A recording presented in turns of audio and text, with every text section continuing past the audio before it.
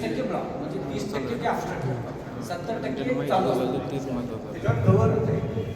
थोड्या लोकांना काय होतं थिन कवर होते स्ट्रॉंग स्टेबल प्लास्टिक होते थोड्या लोकांना थिन राहते मिलीमीटर स्टेबल नाही पाहिजे जे थिन राहते ना सडनली वेट लिफ्ट केलं ना त्या प्लाक गेट रप्चर फाटत आहे त्या फाटल्या काय होतं कोलेस्ट्रॉल बाहेर येते आणि ब्लडला एक्सपोज होत आहे त्यावेळेला फ्यू मिनिट्स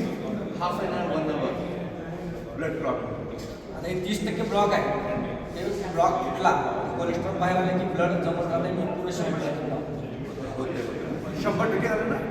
सडन डेथ म्हणजे म्हणजे ह्या मुलाला काही 30% 40% काही सिम्पटम आहेत का काहीच नाही का झालं अक्यूट स्ट्रेस पडला त्याच्यात आणि जे तर ह्याच्यामध्ये झालं आपला अक्यूट स्ट्रेस जर बाहेर दुसरा बी स्ट्रेस असेल आपल्या डोक्याला किंवा याला त्यानेही ब्लॉक होऊ शकतो नुसतं एक्सरसाइजच आणि नाही कॉमन इन स्मोकर तंबाखूवर डायबेटिक स्ट्रेस ब्लड प्रेशर ह्या लोकांमध्ये ते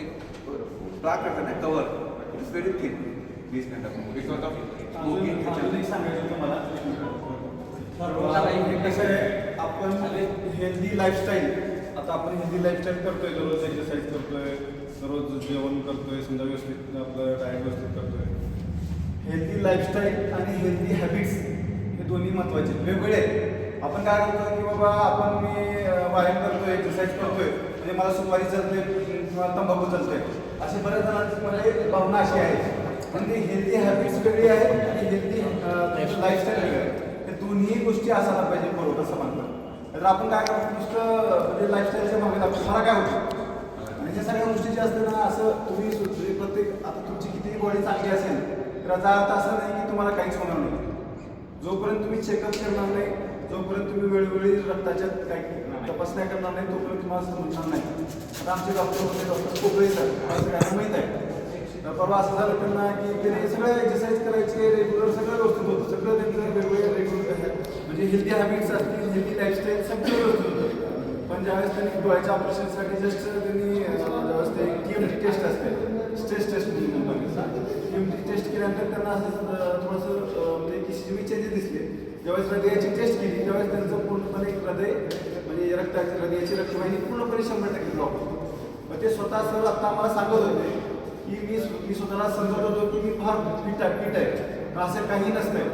ज्यांना वाटत असेल की थोडंफार वाटत असेल की मला काही त्रास वाटते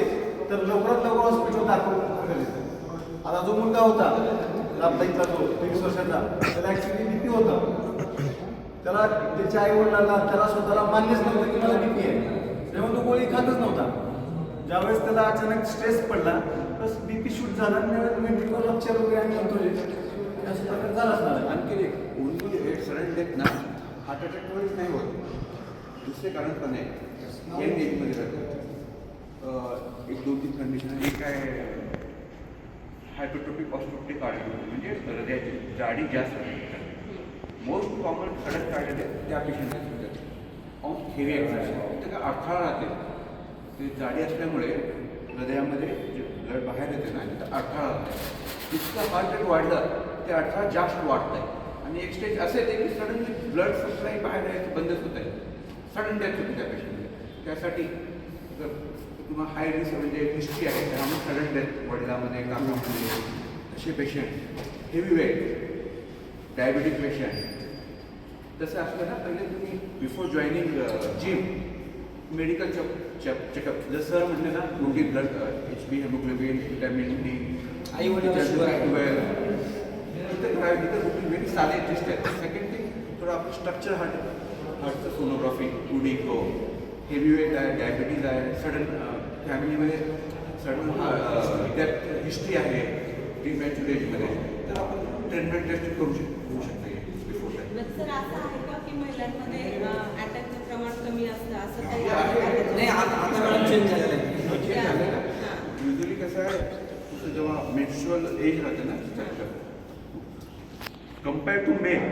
फिमेलमध्ये कमी आहे पर्सेंटेज बट वन्स हे झालं तुमचं मेनोपॉज झालं ना the risk increase bye double कसं असतं वुमन्समध्ये प्रोजेस्ट्रॉन नावाचा हार्मोन असतो तो मेलमध्ये नसतो progesterone is a cardio protective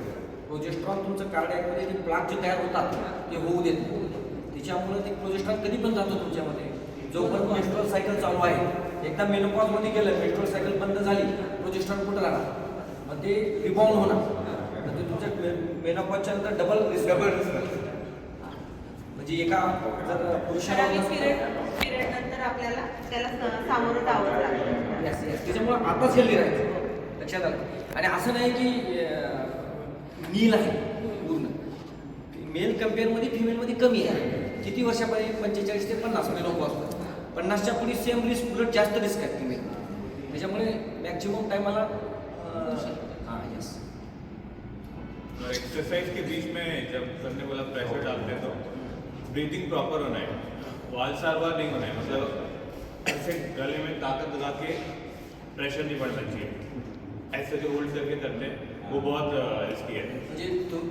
thoracic pressure बढ़ता है, इंटरथोरेसिक प्रेशर बढ़ जाता है और उससे बहुत दिक्कत होती है. तो ब्रीथिंग हमेशा प्रॉपर होना चाहिए. एक ब्रीथ लेके जब एक्सर्ट कर रहे हैं और फिर रिलैक्स करें तो ब्रीथ आउट कर रहे हैं. तो वेट्स का ब्रीथिंग पैटर्न जब भी हम वेट्स उतारते हैं प्रॉपर होना चाहिए. आता खूप वेट उचलताना ब्रीथ होल्ड करतो, होल्ड करूनच उचलतात. होल्ड करणं चुकीचं आहे. तुमचा श्वास घेतच उचलायला पाहिजे. कधी होतं आहे तुम्ही तुमच्या याच्या कॅपॅसिटीपेक्षा जास्त वजन उचलताय तेव्हा तुमचा ब्रीथ होल्ड होतो. जर नॉर्मली वेट उचलत असतं ब्रीथ होल्ड होत नाही, तुमचं रेस्पिरेशन नॉर्मल राहतं. खूप आमचे 2 शब्द तुमच्या यूज